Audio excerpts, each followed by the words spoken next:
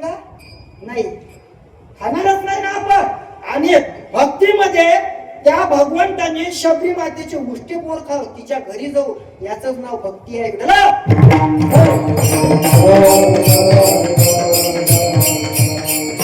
म्हणते देव येत नाही? कोण म्हणते देव येत नाही? ताकद पाहिजे, भक्ती आहे.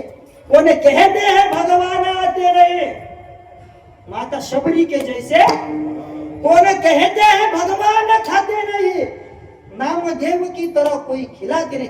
आपली भक्ती चालू आहे. भक्ति भक्ति क्या कहते हो? भक्ति में भी धोखा है.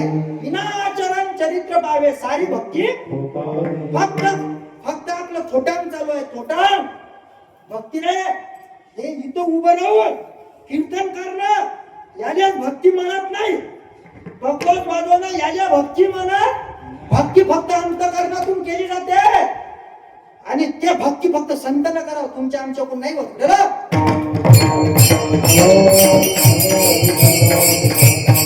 संसाराच्या निगारामधून हे जे संत बनले, हे जे भक्त बनले, संसार सोडला, संसाराची राख रांगोळी केली, संसाराची राख रांगोळी केली.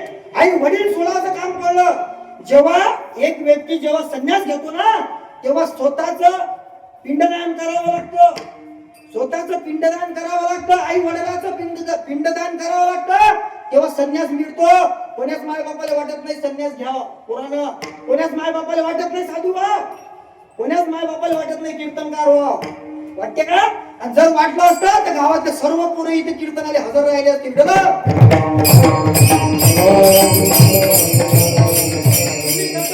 माया मायला वाटत नाही. पुराणं धोतर घालून येत हा 2 वर्षाच्या आणि सागर महाराज तुम्ही आपल्या गावात भागवतले होते. घालू दे का धोतर? नाही. राजा राहिला ना म्हणे, झाल्यावर तू कसा येईल राजा? होऊ दे पण माई पाहिजे, निपटू दे. घालू देत नाही. एका जागेवर एका बाईच्या घरी गेलो.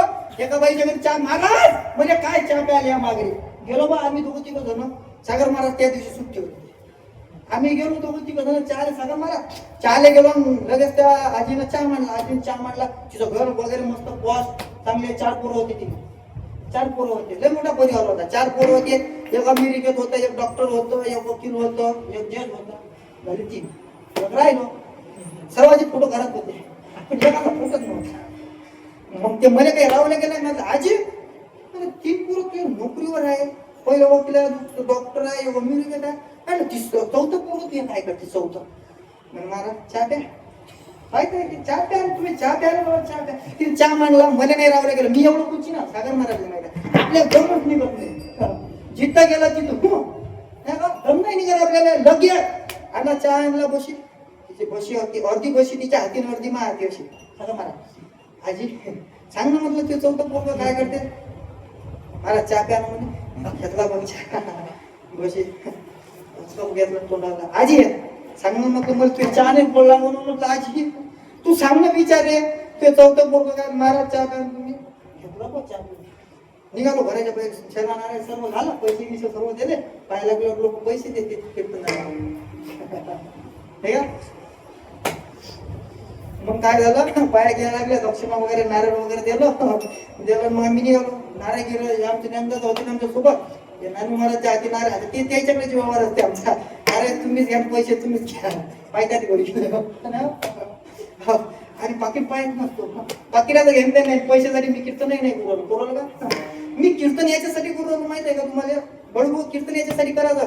काहीतरी जीवनामध्ये मेल्यावर काहीतरी लोकांना नाव घ्या याच्यासाठी नाही. बरोबर काही घेणं नाही. लोकांना नाव घ्यावं याची काहीच अपेक्षा नाही.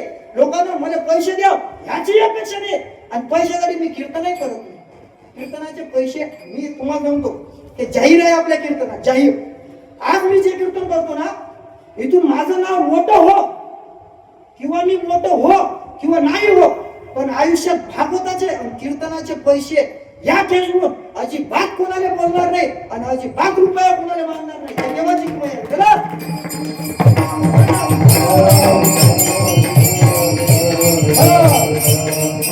देवाना मी देवाला म्हणत असतो, देवा एवढी लायकीचं बनाव, मला एवढं लायकीचं बनाव. लोकांना रुपया मागायचं काम नाही बोललं पाहिजे. आणि देव बनू लागला. संतांची कृपा आहे, भाईजी महाराजाची कृपा आहे. संत बायजीबा महाराज हे नशीब आहे. बायजीबा महाराज संतांच्या दरबारामध्ये कीर्तन भेटणं स्वाभाविक गोष्ट नाही. आणि जेवढे माय कीर्तन झाले एवढे संतांच्या दरबारात आहे. हे संतांची कृपा आहे. लाखनवाडीमध्ये गेल्या वर्षी एवढ्या मोठं सप्त्यात कीर्तन होतं महाराज. आता माणसं कोण रट्टा असते ती पण बहुताच करायचं टिपणीचा भागच जर असा असला तर हेवळताच पहिले ना चला नारळ घेतलं मी निघालो. चला नारळ घेतलं मी निघालो. मी आजीचा हात धरला दारात उभं राहून आजी माझं तुझ्या वयाची शपथ घेऊन सांग म्हणे काय माझं तुझ्या चौथा करतो काय करते म्हणे वाड्या काय करते 17 गावात सारखं इंडी कोण असं कोणालाच वाटत नाही पोरग महाराज